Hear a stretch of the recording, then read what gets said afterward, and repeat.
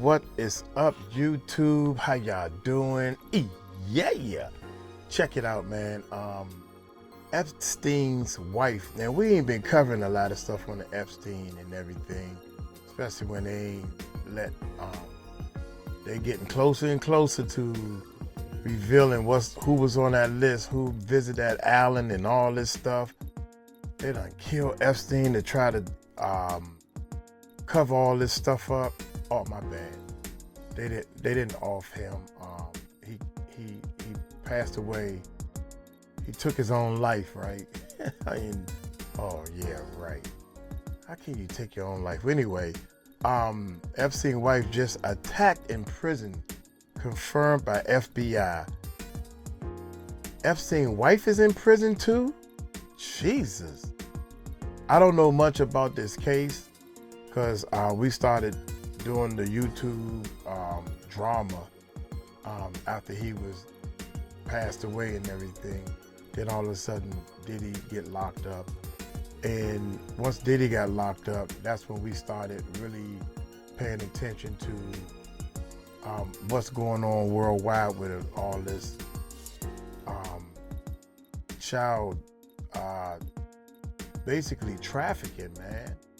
And I didn't know this was this bad, so to speak. So to make a long story short, once I jumped into this, I was like, yo, man, we need to do something. So I'll become a patron, help support the channel. We are actually feeding people and trying to help different things. Once I get my feet on the ground and understand what's going on, we are going to be helping look for the kids. I'm gonna get in contact with Big Homie CC and ask how can we help, how can we support, whatever. So y'all hit that subscribe button, hit that bell, stay tuned to the channel, man, because Uncle Mike gonna get to the bottom of this. Let's check this bad boy out. This is we got a new setup to keep this stuff going and everything. So, hey, I'm doing everything in order. When I'm in control, it's gonna take some time, but I got it. So the only thing worse than the fact that Jeffrey Epstein was maltreating teenagers is that fact he was doing it with the love of his life, Ghizlane Maxwell. Ghizlane would go around the globe procuring young women for her, Epstein, and his close friends to maltreat. Just like Epstein, Ghizlane finally got what she deserved, but things have taken a dramatic turn in prison. Sources say the former British socialite is having a really hard time and crying for help as she struggles to adjust to her new life behind bars.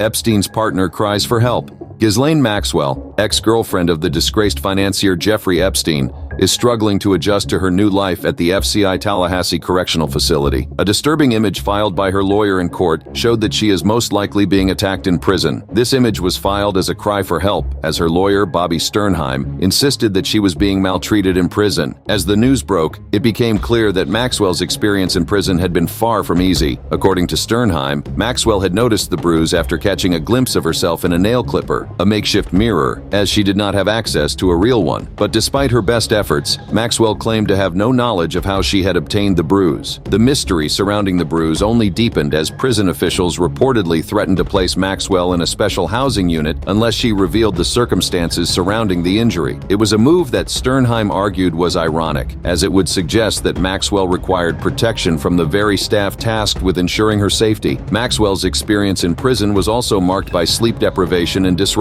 Every 15 minutes, guards would check on her breathing, a practice that 𝗟𝗓𝗓 objected to, stating that it was based on the myth that Maxwell posed a suicide risk. Instead, the attorney argued that the sleep disruptions were having an adverse impact on Maxwell's health, well-being, and ability to prepare for her trial at the time. The situation was dire, and 𝗟𝗓𝗓 knew it. She filed a letter and photo in court, pleading for the 15-minute surveillance checks to be discontinued. The sleep deprivation, she argued, was taking a devastating toll on Maxwell's overall health. As the court considered 𝗟𝗓𝗓's plea, one thing was clear. Ghizlane Maxwell's experience in prison was a far cry from the life of luxury she had once known. Hold up, man. You can't. 24 hours a day around the clock, they gonna check on her every 15 minutes. That's unconstitutional right there. That is unconstitutional. Now, oh my God. you know, two wrongs don't make a right. She did wrong, but at the same time, now y'all doing wrong. Y'all can't stop this girl from sleeping, man. 15 minutes of sleep, and then you wake up and gotta, when they wake you up, it ain't like you say, you wake, yeah, I'm woke. Oh, I'm okay. You can look at it and tell she ain't trying to kill herself.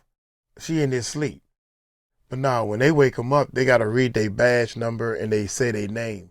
And then they go back to sleep. That ain't cool. Overall health. Cool As the court considered 𝗟𝗓𝗡𝗞𝗦's plea, one thing was clear. Ghizlane Maxwell's experience in prison was a far cry from the life of luxury she had once known. The once glamorous socialite, known for her high society connections and lavish lifestyle, had fallen far. As she navigated the harsh realities of prison life, Maxwell also tried to appeal against her misconduct-related conviction, but it was rejected by a federal appeals court without hesitation. Maxwell, 62, was found guilty in 2021 of recruiting and grooming 4 underage girls for her ex-boyfriend Epstein to maltreat between 1994 and 2004. The guilty verdict was a culmination of years of investigation and testimony from numerous victims who bravely shared their stories of maltreatment and exploitation. The appeals court's decision to uphold Maxwell's convictions is a testament to the strength of the evidence presented during her trial. Maxwell's lawyers had argued that she should be immune from prosecution due to a non-prosecution agreement arranged between Epstein and federal prosecutors in Florida in 2007. However, the court ruled that the alleged crimes fell within the statute of limitations and that the agreement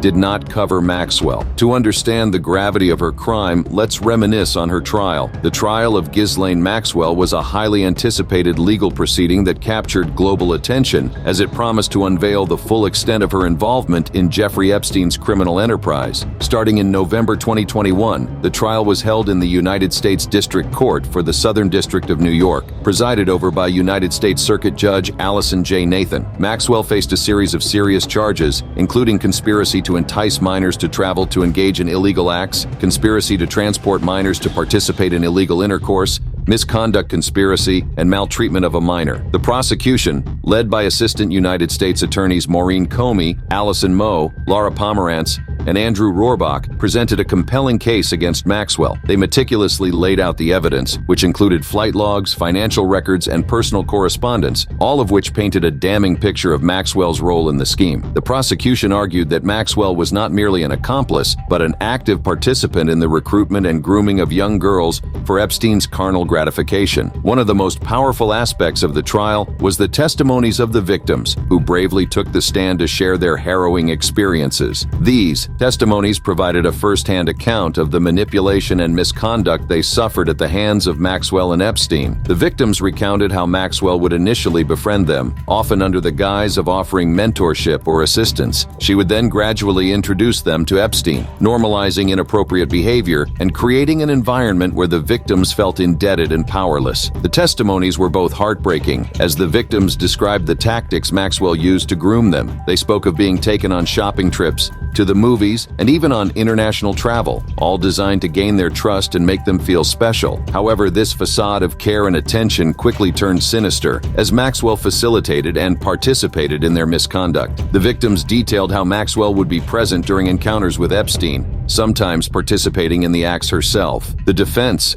led by Maxwell's legal team, attempted to discredit the testimonies of the victims, arguing that their memories were unreliable and that they were motivated by financial gain. They also sought to distance Maxwell from Epstein's actions, portraying her as a scapegoat for his crimes. However, the overwhelming evidence and the consistent accounts of the victims made it difficult for the defense to sway the jury. Throughout the trial, the prosecution emphasized the calculated nature of Maxwell's actions, highlighting her role in creating a network of underage victims for Epstein to exploit. They argued that Maxwell's social status and charm were instrumental in luring young girls into a web of misconduct, and that she was fully aware of the criminal nature of her actions. The trial ended in December 2021, with the jury finding Maxwell guilty on 5 of the 6 charges she faced. Her sentencing on June 28, 2022 was a pivotal moment in the long and arduous journey toward justice for the victims of her and Jeffrey Epstein's crimes. United States Circuit Judge Allison J. Nathan presided over the sentencing in Manhattan Federal Court, delivering a sentence that would resonate with the victims and the public alike. Maxwell was sentenced to 20 years in prison. In her remarks, Judge Nathan emphasized the seriousness of Maxwell's crimes, describing them as heinous and predatory. She highlighted Maxwell's role in facilitating and participating in the maltreatment of minors, noting that her actions were not only criminal, but also deeply damaging to the victims. Judge Nathan acknowledged the courage of the victims who came forward to testify, recognizing their bravery and sharing their traumatic experiences in the pursuit of justice. The sentence of 20 years in prison was accompanied by 5 years of supervised release and a $750,000 fine. The reactions from the victims and their advocates were a mix of relief and vindication. For many of the victims, the sentencing marked the end of a long and painful chapter in their lives, offering a sense of closure and justice. Several victims expressed their gratitude for the outcome, acknowledging the efforts of law enforcement and the legal team that worked tirelessly to bring Maxwell to justice. They also reiterated the importance of speaking out against misconduct and encouraged other survivors to come forward, emphasizing that their voices matter and can make a difference. Recently, there have been talks of a presidential pardon for Maxwell. The idea gained traction after a fellow inmate allegedly mentioned it, and Maxwell's friends and family have been exploring this possibility. Maxwell's connection to Trump dates back to the 1990s, with footage showing them socializing at a 1992 party at Mar-a-Lago. While Trump has denied involvement in Epstein's crimes, their past association has drawn public scrutiny. It is not far-fetched that Maxwell may attempt to secure a presidential pardon, but Trump is unlikely to take that risk. The fact remains that Trump isn't the only influential person in Maxwell and Epstein's circle. However, many of them have distanced themselves from the couple, except Prince Andrew. Epstein and Maxwell associates stir clear. The world was rocked when the criminal activities of Jeffrey Epstein came to light, revealing a sinister network of exploitation and misconduct.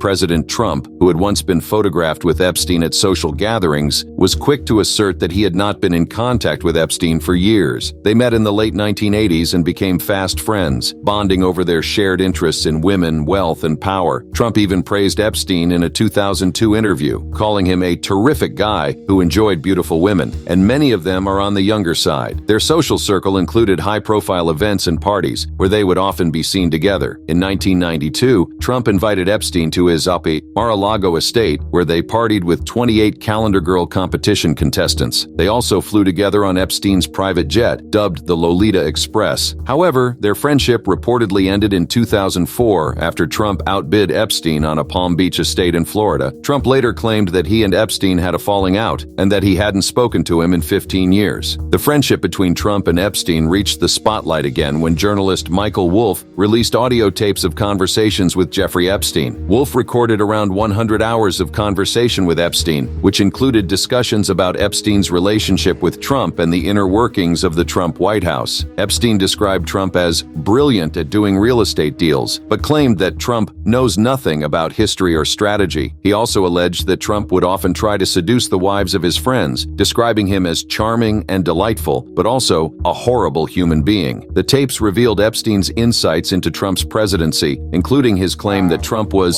very good at getting attention, but not good at governing. Wolff decided to release the tapes just before the 2024 election, despite having them for years. Wolff had previously pitched the story to various media outlets, but they declined, likely due to the sensitivity of the topic and the potential backlash from Trump supporters. Similarly, former President Bill Clinton, who had flown on Epstein's private jet multiple times, issued a statement denying any awareness of Epstein's illegal activities. Clinton's spokesperson highlighted that his interactions with Epstein were limited to philanthropic and professional contexts. Alan Dershowitz, a renowned lawyer who had represented Epstein in the past, also faced scrutiny. Dershowitz vehemently denied any involvement in Epstein's crimes, stating that his legal work was strictly professional. He took to the media to defend his reputation, emphasizing his lack of knowledge regarding Epstein's illicit actions. While most high-profile associates were quick to distance themselves from Epstein, there is one person who has never regretted his association with Epstein. It is the one and only Prince Andrew. The media coverage of Prince Andrew's relationship with Jeffrey Epstein and Ghislaine Maxwell reached a fever pitch following Epstein's arrest and subsequent death. As a member of the British royal family, Prince Andrew's connections to the disgraced financier were of particular interest to the public and the press. The scrutiny intensified when a photograph emerged showing the prince with his arm around one of Epstein's accusers, Virginia Giuffre, alongside Maxwell. Virginia Giuffre, an American woman who alleges that she was maltreated by Epstein and forced to have intercourse with Prince Andrew on 3 separate occasions when she was just 17 years old. The story begins in the early 2000s, when Giuffre was a teenager living in Florida. She was introduced to Epstein, who was known for his connections to powerful and influential people. He took a liking to Giuffre and began to groom her for illegal work. Giuffre alleges that Epstein forced her to have intercourse with numerous men, including Prince Andrew, who was a close friend of Epstein's. The alleged incidents took place in London, New York, and the Caribbean, and Giuffre claims that she was paid $15,000 for each encounter. Prince Andrew has consistently denied Giuffre's allegations, stating that he had no recollection of meeting her and that the allegations were false and without foundation. Giuffre sued Prince Andrew for damages, and in January 2022, his lawyers tried and failed to have the lawsuit dismissed, and a judge ruled that the case could proceed. The lawsuit alleged that Prince Andrew had committed intercourse, misconduct, and battery against Giuffre. In February 2022, it was announced that Prince Andrew had reached a settlement with Giuffre, although the terms of the settlement were not disclosed. While the settlement brought an end to the lawsuit, it did little to restore Prince Andrew's reputation, which had been irreparably damaged by the scandal. In November 2019, Prince Andrew attempted to address the allegations and clarify his position through a televised interview with the BBC. The interview, intended to quell public concern, had the opposite effect. Prince Andrew's demeanor and explanations were widely criticized, with many viewers finding his responses evasive and lacking in empathy. He denied any wrongdoing and claimed to have no recollection of meeting Giuffre, despite the photographic evidence. The public's response to the interview was overwhelmingly negative, leading to a significant backlash. Critics accused Prince Andrew of failing to express regret for his association with Epstein and of not showing sufficient concern for the victims. The fallout from the interview was swift, with the prince stepping back from public duties and facing calls for further investigation into his ties with Epstein and Maxwell. This decision was a direct result of the intense public and media scrutiny, as well as the pressure from within the royal family to mitigate the damage to their reputation. The fallout from his association with Epstein also led to the loss of several sponsorships and patronages. Numerous organizations and charities distanced themselves from Prince Andrew, severing ties to avoid being tainted by the scandal. In comparison,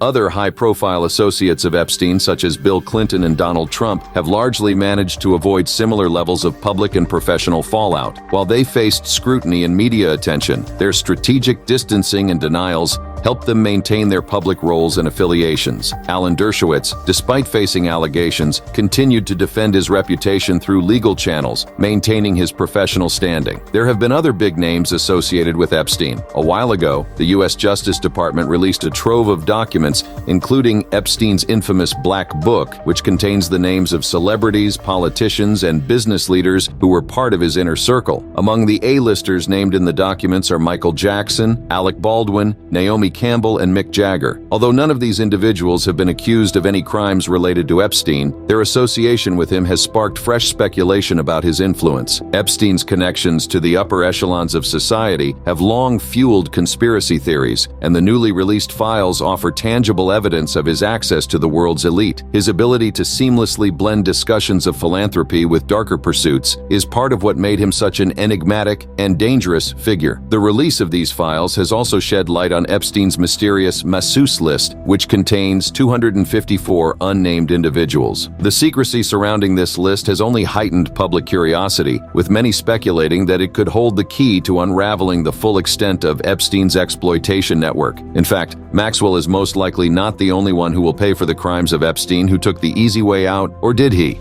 Suicide or cover-up?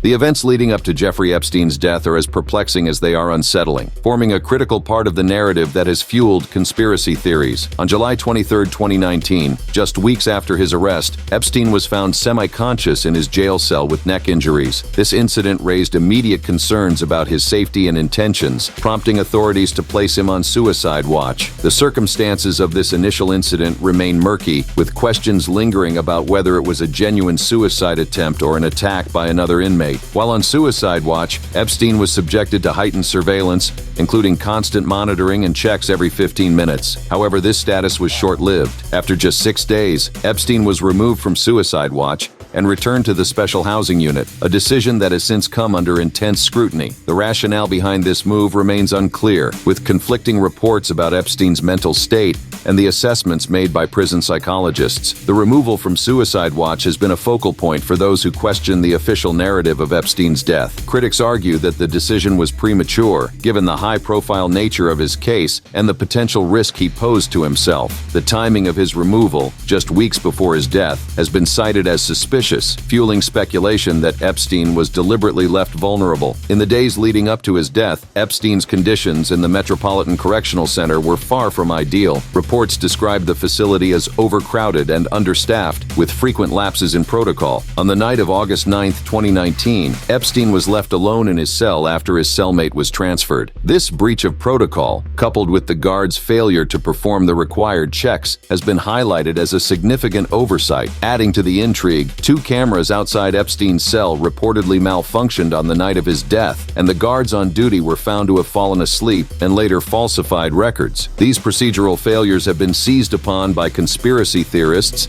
as evidence of foul play, suggesting that Epstein's death was orchestrated to prevent him from implicating powerful individuals. The narrative of conspiracy theories is further bolstered by the missing surveillance footage from Epstein's first incident in July. This footage, which could have provided crucial insights into the circumstances of his neck injuries, was reportedly deleted due to a clerical error. The loss of this evidence has only deepened public suspicion and distrust of the official account. Epstein was found in a kneeling position with a bedsheet wrapped around his neck. The initial response by prison staff was marked by urgency and confusion. Upon discovering Epstein's lifeless body, the guards initiated emergency procedures, calling for medical assistance and performing cardiopulmonary resuscitation in a desperate attempt to revive him. Despite their efforts, Epstein was pronounced dead shortly thereafter, leaving a trail of unanswered questions and a growing sense of disbelief. Critics argue that the procedural failures leading up to his death, including the lack of monitoring and the malfunctioning cameras, suggest that Epstein's demise was not a simple suicide, but rather a calculated act to silence him. The chaotic nature of the immediate aftermath only added to the suspicion, as the prison staff's actions were seen as too little, too late. In the hours following Epstein's death, the news spread rapidly, igniting a media frenzy and capturing the public's attention. The official ruling of suicide by hanging, issued by the New York City Medical Examiner, did little to quell the growing skepticism. Epstein's lawyers, along with independent pathologists, questioned the findings, suggesting that the injuries were more consistent with strangulation than hanging. This conflicting interpretation of the evidence became a cornerstone of the conspiracy theories, as it challenged the official account and suggested the possibility of foul play. The legal team announced their intention to conduct an independent investigation, enlisting the expertise of renowned pathologist Michael Baden to examine the case. Baden's findings added a new layer of complexity to the narrative. He also suggested that Epstein's injuries were more consistent with strangulation than hanging, citing the broken hyoid bone in Epstein's neck as a key indicator. This conflicting interpretation of the evidence became a cornerstone of the conspiracy theories, as it challenged the official account and suggested the possibility of foul play. The notion that Epstein was murdered to protect powerful individuals gained traction, fueled by the discrepancies between the official ruling and the independent analysis. The implications of the conflicting reports are significant, as they have kept the story of Epstein's death alive in the public consciousness. The debate over the true circumstances of his demise has raised broader questions about the integrity of the justice system and the potential for corruption among powerful elites. The narrative of conspiracy theories has become a potent force, challenging the official account and fueling public distrust. President Donald Trump, known for his penchant for controversy, played a significant role in amplifying the conspiracy theories. Shortly after Epstein's death, Trump retweeted a post implying that the Clintons were involved in Epstein's demise. The Attorney General at the time, William Barr, also expressed his shock and disbelief at the circumstances surrounding Epstein's death. Describing the situation as a perfect storm of screw-ups, Barr ordered an investigation into the the procedural failures that allowed Epstein to die. Other officials, including Senator Ben Sasse and Representative Alexandria Ocasio-Cortez, called for accountability and a thorough investigation into the circumstances of Epstein's death. Sasse criticized the Department of Justice for failing to protect Epstein, who had previously attempted suicide, and demanded answers about the procedural lapses that led to his demise. Ocasio-Cortez echoed these sentiments, emphasizing the need for transparency and accountability in the investigation. The international response to Jeffrey Epstein's death added a global dimension to the already complex narrative of conspiracy theories surrounding his demise. As news of Epstein's death reverberated across the world, it prompted reactions from various countries, particularly in France, where Epstein had significant ties. Epstein owned a luxurious apartment in Paris and had connections to the French modeling industry, raising concerns about the extent of his network and the possibility of crimes committed on French soil. The Epstein didn't kill himself meme, which has become a symbol of skepticism and distrust towards the official narrative, started to trend. This meme, often used humorously in various contexts, reflects a broader societal doubt about the circumstances of Epstein's death. It has been referenced by celebrities, appeared in internet forums, and even made its way onto merchandise, becoming a catchphrase. Since Trump returned to the White House,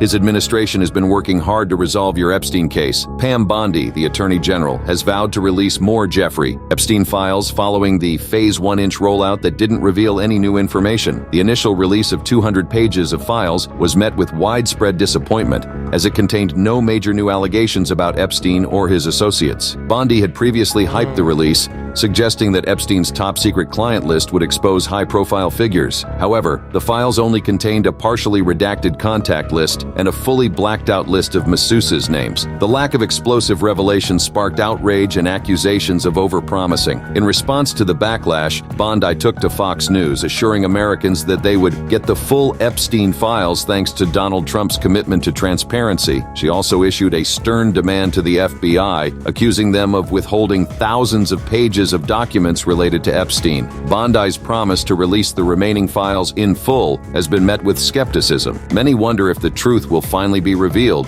or if the files will be heavily redacted, protecting the reputations of the powerful. One thing is certain, the public is demanding answers, and Bondi's next move will be closely watched. Have you ever been convicted of a crime? Yes.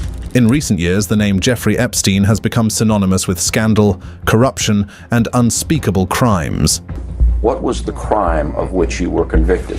Soliciting prostitution and procuring a minor for prostitution.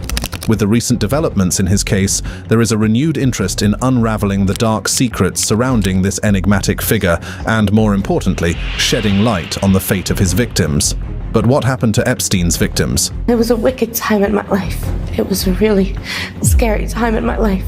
Who were these young women, and how did they find themselves entangled in his web of abuse? In this video, I will tell you what happened to Jeffrey Epstein's victims. Virginia Giuffre. Born as Virginia Louise Roberts, she faced a troubled home life marked by abuse and instability. At a young age, she found herself running away from home. Damn, you was abused at home, and then you run into this guy and get abused more. God. Seeking refuge on the unforgiving streets. Hunger and further abuse became her constant companions. But fate had a different plan for Virginia. At the age of 14, she reunited with her father and began working at Mar-a-Lago, a luxurious resort owned by none other than Donald Trump. It was during her time there that she would cross paths with a man who would change her life forever, Jeffrey Epstein. Epstein took a keen interest in Virginia. He saw in her vulnerability an opportunity for exploitation. Under the guise of providing her with a better life, Epstein lured her into his web of manipulation and control. Virginia's introduction to Epstein opened the doors to a world of unimaginable wealth and power. She became closely associated with him and his associate, Ghislaine Maxwell, between 2000 and 2002. Virginia found herself shuttling between Epstein's opulent residences in Palm Beach and Manhattan, as well as his sprawling ranch in New Mexico and his notorious private island. During this time, Virginia experienced the unimaginable. She was trafficked to Epstein's powerful associates, including politicians, businessmen, and even royalty. The private jets and lavish lifestyles masked the dark reality of her existence as a pawn in Epstein's sick game. In 2002, Virginia made the courageous decision to break free from Epstein and Maxwell's grip. She moved to Australia with her husband, hoping to leave her traumatic past behind. However, the scars of her experiences remained, and she knew she had to fight for justice. 𝗟𝗓𝗡𝗞𝗦's first legal battle came in 2015 when she sued Ghislaine Maxwell, Epstein's longtime associate, for defamation. She alleged that Maxwell had made derogatory comments about her, further adding to the trauma she had endured. The case was settled under seal in 2017, but it marked the beginning of 𝗟𝗓𝗡𝗞𝗦's relentless pursuit of justice. In 2019, 𝗟𝗓𝗡𝗞𝗦 filed a defamation lawsuit against prominent lawyer Alan Dershowitz, who had been a member of Epstein's legal team. She accused him of making false statements to discredit her and protect Epstein. However, the case was dismissed in 2022, leaving 𝗟𝗓𝗡𝗞𝗦 disappointed but undeterred. One of the most high-profile lawsuits 𝗟𝗓𝗡𝗞𝗦 pursued was against Prince Andrew. In 2021, she filed a civil lawsuit, seeking justice for the abuse she endured as a minor. The case was allowed to proceed in 2022, but before it could go to trial, it was settled out of court in February 2022. The terms of the settlement remain confidential. Throughout her legal battles, 𝗟𝗓𝗡𝗞𝗦's allegations received significant media attention. She appeared in interviews and documentaries, bravely sharing her experiences of being trafficked by Epstein and his associates. Her courage inspired others to come forward with their own stories, shedding light on the extent of Epstein's abuse and the powerful individuals involved. 𝗟𝗓𝗡𝗞𝗦's advocacy work extended beyond the courtroom. She founded non-profit organizations such as Victims Refuse, Silence and Speak Out, Act, Reclaim, dedicated to supporting survivors of sex trafficking and raising awareness about the issue. Her relentless efforts have played a crucial role in bringing attention to the dark underbelly of sex trafficking and holding those responsible accountable. Johanna Sjoberg. Among the countless survivors who have come forward, one name stands out: Johanna Sjoberg. It was during her time in college that Johanna caught the attention of Maxwell, who saw in her the perfect candidate for Epstein's twisted desires. Under the guise of offering her the opportunity of a lifetime, Maxwell approached Johanna with an offer she couldn't refuse. She was promised a job working for Epstein, a chance to be part of his inner circle. Intrigued and unaware of the horrors that awaited her, Johanna accepted the offer. She believed that this was her chance to gain valuable experience and make connections in the world of high society. Little did she know that she was stepping into a nightmare. As Johanna began her work for Epstein, she quickly realized that things were not as they seemed. She was introduced to Emmie Taylor, who would become her mentor in the art of giving massages. But these were not ordinary massages. They were massages that would lead to much darker and more sinister acts. Under the watchful eye of Maxwell and Taylor, Johanna was trained to please Epstein in ways that went far beyond the boundaries of professional conduct. She was taught how to bring him to orgasm during these so-called massages, a task that left her feeling violated and degraded. But the horrors didn't end there. Johanna also found herself at the center of a disturbing incident involving Prince Andrew. While at Epstein's Manhattan mansion, she was subjected to the unthinkable. Prince Andrew touched her breast with a puppet. It was a moment that would forever haunt Johanna. Johanna's testimony became a crucial piece of evidence in the legal battle against Epstein and Maxwell. Her detailed accounts of the massages, the pressure to please Epstein, and the disturbing incident with Prince Andrew provided a chilling glimpse into the dark world of the wealthy and powerful. As her deposition was made public, Johanna's story reverberated around the world. People were shocked and appalled by the extent of Epstein's depravity and the complicity of those around him. The media picked up on the story, and Johanna's name became synonymous with the fight for justice. But the road to justice was not an easy one. Johanna faced scrutiny, doubt, and even victim blaming. Some questioned her motives, while others tried to discredit her testimony. Yet, Johanna remained steadfast in her pursuit of truth and justice. Her bravery inspired other survivors to come forward, knowing that they were not alone in their experiences. Together, they formed a united front against Epstein and Maxwell, determined to bring them to justice and prevent further harm to others. 𝗟𝗓𝗡𝗞𝗦 107. Next, we will delve into the dark secrets surrounding one of his alleged victims, known as 𝗟𝗓𝗡 107. But before we unveil her story, let's recap the background and context of this infamous case. Jeffrey Epstein, a wealthy financier and convicted sex offender, rose to prominence in the early 2000s. He was known for his connections to powerful individuals in politics, business, and entertainment. Hold up, y'all. The financier and convicted sex offender rose to prominence in the early 2000s. He was Look at this. Look at this right here. Come on, man. Come on, man. You can't tell me it ain't something ain't He was known for his connections to powerful individuals in politics, business, and entertainment. But behind his lavish lifestyle and influential circle, Epstein harbored a sinister secret. In 2008, Epstein faced federal charges of sex trafficking and conspiracy to engage in sex trafficking of minors. Shocking revelations emerged during the trial, exposing a vast network of underage girls who were lured into his web of exploitation. Epstein's crimes spanned across his luxurious homes in Manhattan, Palm Beach, and his private island in the Caribbean. It was on this island, known as Little St. James, that he allegedly carried out his most heinous acts. Epstein's connections to high-profile individuals, including politicians, businessmen, and even members of the British royal family, added another layer of intrigue to the case. The extent of his network and the potential involvement of these individuals sent shockwaves through society. In 2019, Epstein was arrested again on federal sex trafficking charges. However, just a month after his arrest, he was found dead in his Manhattan jail cell, officially ruled as suicide. His death left many unanswered questions and denied his victims the opportunity for justice. Amidst the chaos and media frenzy surrounding the Epstein case, one alleged victim emerged, known only as 𝗗𝗢𝗡𝗞𝗦. On a fateful day, 𝗗𝗢𝗡𝗞𝗏's attorney filed a request in front of Manhattan federal judge Loretta Preska, urging the court to keep her identity secret. 𝗗𝗢𝗡𝗞𝗏's attorney argued that she lived outside the United States in a culturally conservative country and feared the consequences of her name being released. The attorney emphasized that 𝗗𝗢𝗡𝗞𝗏 faced real risks of physical harm, adding another layer of urgency to the request. Judge Loretta Preska, presiding over the case, recognized the gravity of the situation and asked 𝗗𝗢𝗡𝗞𝗏 to provide an affidavit supporting her claims of danger and the receipt of hate mail. However, 𝗗𝗢𝗡𝗞𝗏 failed to meet the deadline, leaving her case in a precarious position. As news of 𝗗𝗢𝗡𝗞𝗏's plea spread, speculation ran rampant on social media. People began to wonder who she could possibly be and what her connection to Epstein might entail. Some even claimed that the full Epstein list would not be released until January 22nd, heightening the anticipation surrounding 𝗗𝗢𝗡𝗞𝗏's identity. After 𝗗𝗢𝗡𝗞𝗏 failed to provide the requested affidavit by the deadline, her case took a complicated turn.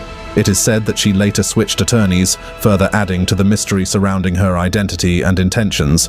Meanwhile, on social media platforms, speculation about 𝗗𝗢𝗡𝗞𝗏's true identity ran wild.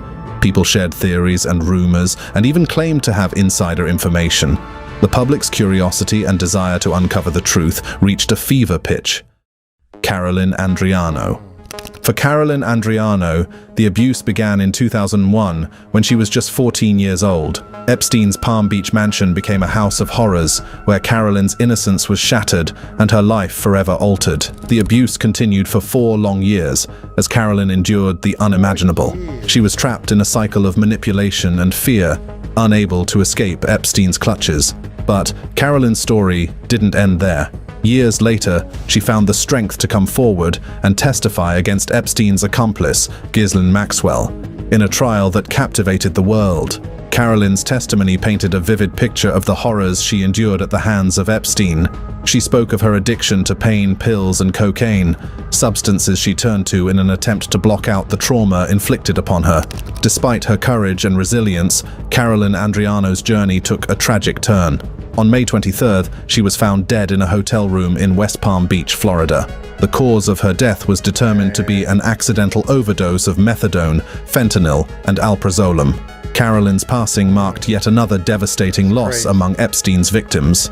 Lee Sky Patrick, another survivor, had also succumbed to a fatal overdose in 2017. The toll of Epstein's abuse extended far beyond the physical and psychological trauma inflicted upon his victims.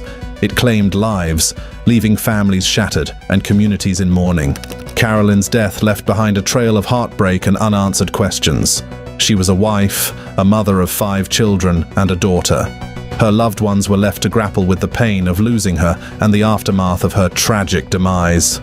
Legal battles ensued over Carolyn's estate, further adding to the heartache and turmoil. Her will, signed in 2010, named her mother and 2 oldest children as beneficiaries. However, her marriage to John Pitts Jr. and the birth of 3 more children complicated matters. The resolution of these legal disputes remains ongoing. Carolyn's passing serves as a stark reminder of the lasting impact of Epstein's abuse. It is a testament to the profound trauma inflicted upon his victims and the struggles they face long after the abuse has ended. 𝗟𝗢𝗡𝗞𝗦. 𝗟𝗢𝗡𝗞𝗦 was one of Epstein's victims, a young girl whose life would be forever changed by her encounters with Epstein. 𝗟𝗢𝗡𝗞𝗦, like many others, was drawn into Epstein's world through a mutual acquaintance. At first, she was flattered by his attention and promises of a glamorous lifestyle. Little did she know that she was stepping into a nightmare that would haunt her for years to come. Epstein, a master manipulator, knew exactly how to prey on vulnerable young girls like 𝗟𝗢𝗡𝗞𝗦. He used his wealth, power, and connections to lure them into his web of deceit. Once under his control, he would subject them to unspeakable acts of sexual abuse. 𝗟𝗢𝗡𝗞𝗦's initial encounters with Epstein were filled with promises of a better life. She was introduced to a world of luxury, rubbing shoulders with the rich and famous. But behind the scenes, a sinister reality awaited her. Epstein's opulent properties became the backdrop for 𝗟𝗡𝗞𝗦's nightmare. She was forced to engage in sexual acts against her will, often in the presence of other powerful individuals who were also part of Epstein's sick circle. The psychological trauma inflicted upon her was immense, and it would have lasting effects on her life. The manipulation and control Epstein exerted over 𝗟𝗡𝗞𝗦 were relentless. He made her believe that she had no way out, and that no one would believe her if she spoke up. Fear and intimidation kept her silent for years, trapped in a cycle of abuse. It wasn't until years later, when the truth about Epstein's crimes began to emerge, that 𝗟𝗡𝗞𝗦 found the courage to break her silence. She knew that she had to speak out, not just for herself, but for all the other victims who suffered at the hands of this predator. 𝗟𝗡𝗡𝗞𝗦's bravery in coming forward was met with skepticism and doubt from some, but she stood firm in her truth, determined to expose the dark secrets of Epstein's world.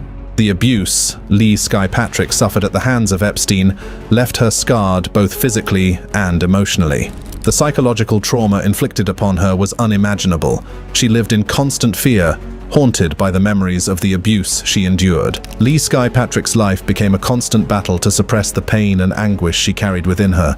The manipulation and control Epstein exerted over her had shattered her sense of self-worth and left her feeling trapped and powerless. Seeking solace and healing, 𝗟𝗡𝗞𝗦 turned to therapy. She embarked on a long and arduous journey to reclaim her life, to rebuild the shattered pieces of her identity. But the scars of her past were deep, and the road to recovery was filled with obstacles. Despite her best efforts, 𝗟𝗡𝗞𝗦 struggled to escape the clutches of Epstein's abuse. The trauma she endured had a profound impact on her relationships, her mental health, and her overall well-being. Tragically, the weight of her experiences became too much for 𝗟𝗡𝗞𝗦 to bear. She found herself caught in a downward spiral, battling addiction and emotional turmoil. The pain she carried within her was unbearable. On that fateful day, 𝗟𝗡𝗞𝗦's battle came to a devastating end. She succumbed to a heroin overdose, leaving behind a shattered family and a world robbed of her potential. 𝗟𝗡𝗞𝗦's twin sister, devastated by the loss, firmly believes that her sister's tragic demise can be directly attributed to the abuse she suffered at the hands of Jeffrey Epstein. The pain and suffering 𝗟𝗡𝗞𝗦 endured throughout her life ultimately led to this heartbreaking outcome. Rachel Benavidze.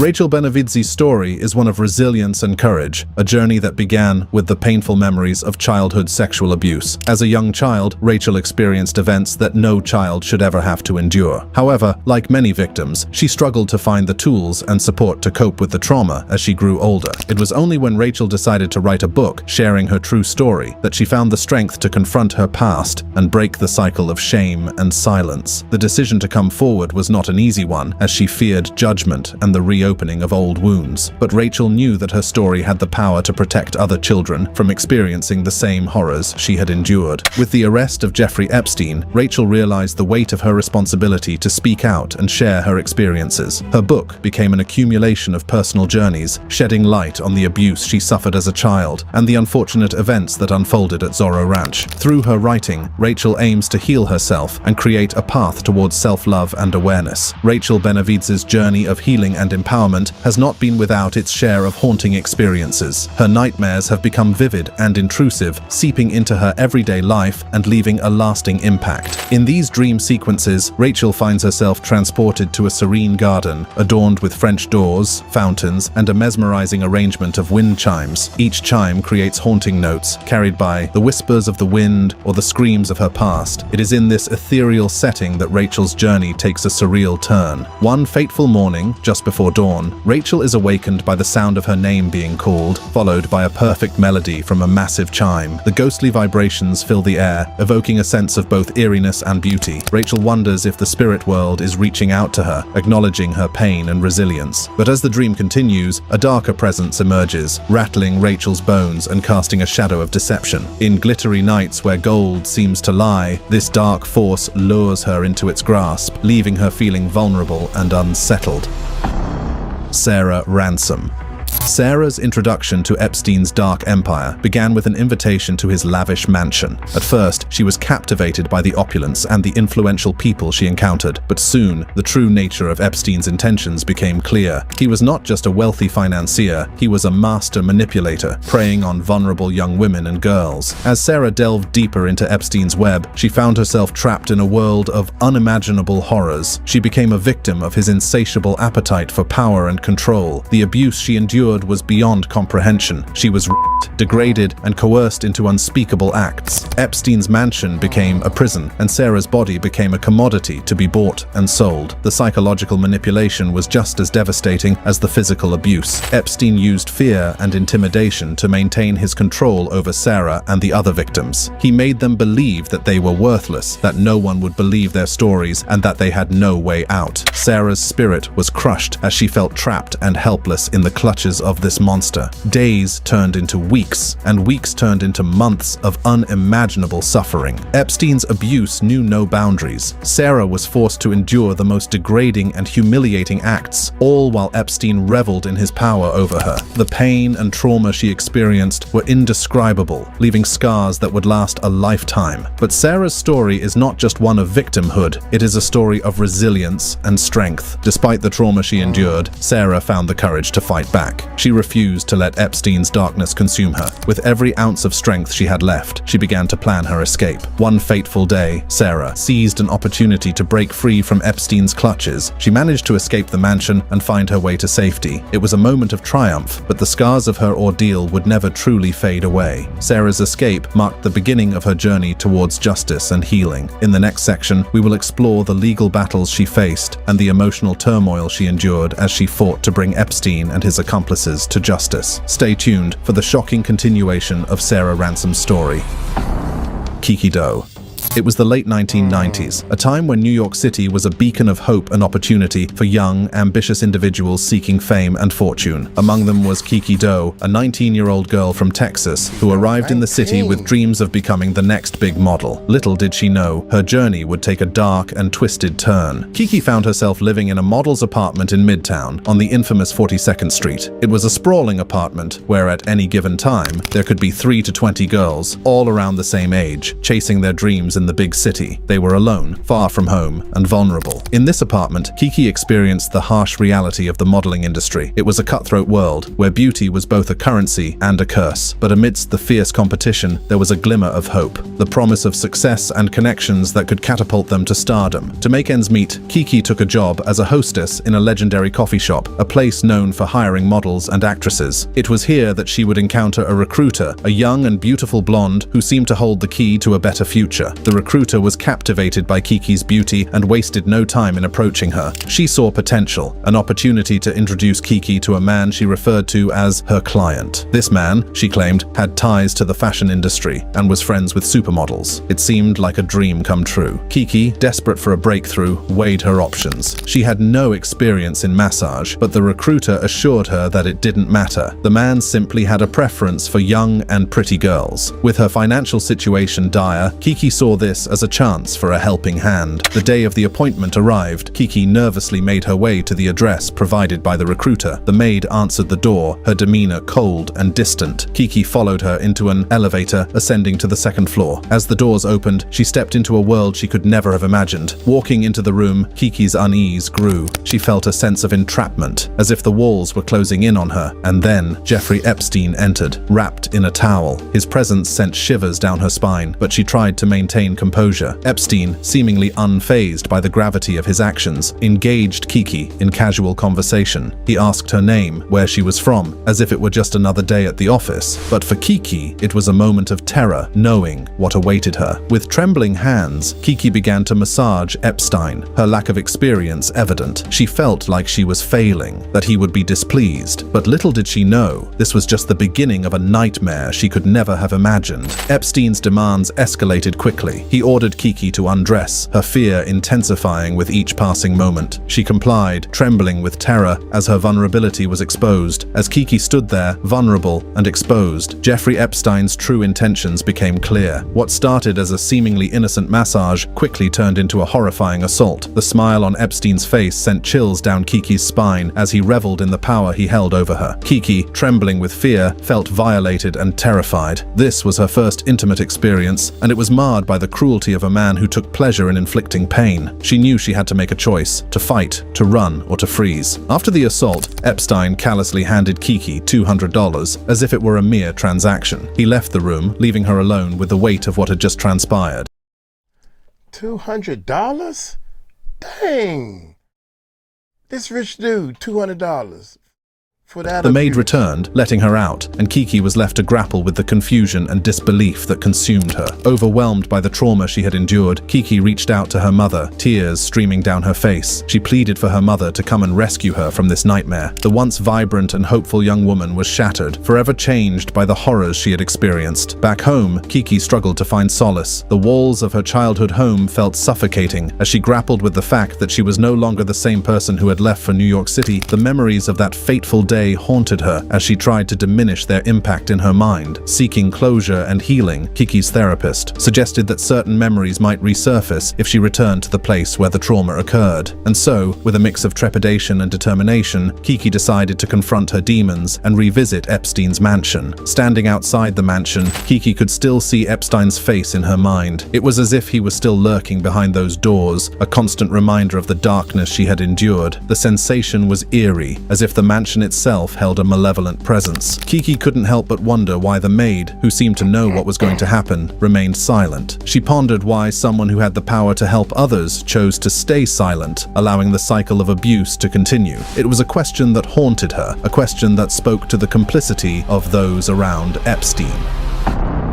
Courtney Wild. It all began in July 2019 when Courtney Wild, a survivor of Jeffrey Epstein's abuse, received a life-changing phone call from her friend Brad. Little did she know that this call would mark the beginning of a long-awaited turning point in her fight for justice. Courtney vividly recalls the moment she received the news. She was walking down a busy street, going about her day when her phone rang. It was Brad, his voice filled with excitement and disbelief. Courtney's initial reaction was a mix of shock and disbelief. The news seemed too good to be true, but deep down, she knew that this was a pivotal moment, the moment she had been waiting for years. To understand the significance of this arrest, we must go back in time. Courtney's journey as a survivor of Epstein's abuse began when she was just a 14-year-old girl. Epstein lured vulnerable young girls into his web of manipulation and exploitation. His lavish lifestyle and influential circle allowed him to operate with impunity for years. However, Epstein's reign of terror was not without scrutiny. In 2008, he faced charges of sex trafficking and abuse, but a controversial plea deal allowed him to escape severe punishment. For years, Epstein's victims, including Courtney, felt unheard and dismissed by the justice system. But that all changed in 2019 when new evidence emerged, reigniting the case against Epstein. The relentless efforts of journalists, survivors, and law enforcement finally led to Epstein's arrest. The authorities were determined to ensure that this time justice would be served. Epstein was taken into custody, and the world watched as the man who had evaded consequences for so long was finally held accountable. For Courtney, seeing Epstein in that courtroom brought back memories of her 14-year-old self. It was a moment that stirred up a whirlwind of emotions, both mentally and emotionally. But Courtney was no longer that young girl. Now, in her 30s, she was ready to fight back and ensure that Epstein would never harm another person again. When given the opportunity to address Epstein during his bail hearing, Courtney stood tall and spoke her truth, refusing to let his wealth and power intimidate her. Her words echoed through the courtroom, leaving Epstein unable to face her gaze. In that moment, Courtney reclaimed her power and took a stand against her abuser. The impact of Courtney's testimony, along with the powerful words of other survivors, influenced the judge's decision to deny Epstein bail. It was a crucial step towards ensuring that he would face the consequences of his actions. As Epstein was led away, Courtney and the other survivors felt a mix of emotions, sadness, anger, and a newfound sense of hope that this time justice would prevail. Courtney's journey was far from over, but she knew that as long as survivors continued to speak up, Epstein would not escape the consequences of his heinous crimes.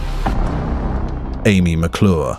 It was a sunny afternoon in New York City when McClure found herself in the opulent surroundings of Epstein's Manhattan mansion. She had agreed to give him a massage, unaware of the darkness that awaited her. As she entered the luxurious residence, little did she know that she was stepping into a web of manipulation and abuse. According to Amy McClure, embarrassed and ashamed and stupid, and that he got irritated, almost angry, when she told him she was 21. He said something like, "You're too old. You're getting too old for this. What are you doing?" McClure's innocence and trust were shattered in an instant as Epstein's true intentions became clear. What started as an awkward encounter quickly turned into a nightmare. McClure recalls the rapid escalation of the situation, from awkwardness to cruelty, and ultimately to rape. The trauma inflicted upon McClure was not limited to the physical act of rape. Epstein's manipulative tactics left a lasting impact on her psyche, forever altering the course of her life. But why did McClure choose to remain silent for so long? McClure's silence was born out of fear, shame, and a belief that justice would never be served. Little did she know that her story was just one piece of a much larger puzzle, a puzzle that would eventually expose Epstein's reign of terror. Over the years, more and more victims would come forward, shedding light on the dark secrets hidden behind Epstein's wealth and power. McClure's story, though one of the oldest allegations against Epstein, would prove to be a crucial piece of the puzzle. McClure's words resonate with the countless victims who suffered at the hands of Epstein. Their dreams were shattered, and their lives were forever scarred. But McClure's journey did not end with her silence. She made a decision to step out of the shadows and seek justice. McClure's determination to hold Epstein's accomplices accountable is a testament to her strength and resilience. As she joins the fight for justice, she stands alongside other survivors, demanding that their voices be heard. That brings us to the end of this video. We hope that you enjoyed it. For more videos like this, click on the cards on your screen. Dude. Man, look. I'm so glad that the ladies are deciding to speak up and get their voices heard. Even if nobody's going to believe them, speak up. That way, you can at least start facing it. The more you talk about it. See, people don't realize that it takes a person like me who talks too much to explain to you. People gonna believe you or not believe you, but keep talking. You gotta keep talking and put your story out there. And then you got half the world gonna believe you and half the world is not gonna believe you. Even if it's a truth or a lie. If it's a lie, I can't hear myself. Even if it's a truth or a lie. Some people prefer to believe the lie. Epstein is dead. The lie is he committed suicide. We know that's the lie. You know what I think? This is what I was going to close with, real talk. I think, I don't want to say the name, but this guy named begin with a T, and he is known very, very well in the United States and everybody knows that he's the top guy right now in the United States, and his name begins for T. I think him and his boys had something to do with making sure that dude was off. I think they playing chess while we watching checkers. I think they back there playing chess moves, man. So I'ma just tell you that's just my opinion. I think he had something to do with, because he was seen with him. They had to know. These big, rich billionaires, they had to know. They know what's going on. Hey, y'all let me know in the comments, man. Let me know if I'm wrong. Uncle Mike, hey, if I'm wrong, talk to me, baby. Talk to me. I've been wrong before. This won't be the first time. Y'all take it light, take it slow, man. Tell them Uncle Mike told you so. Peace out. Peace.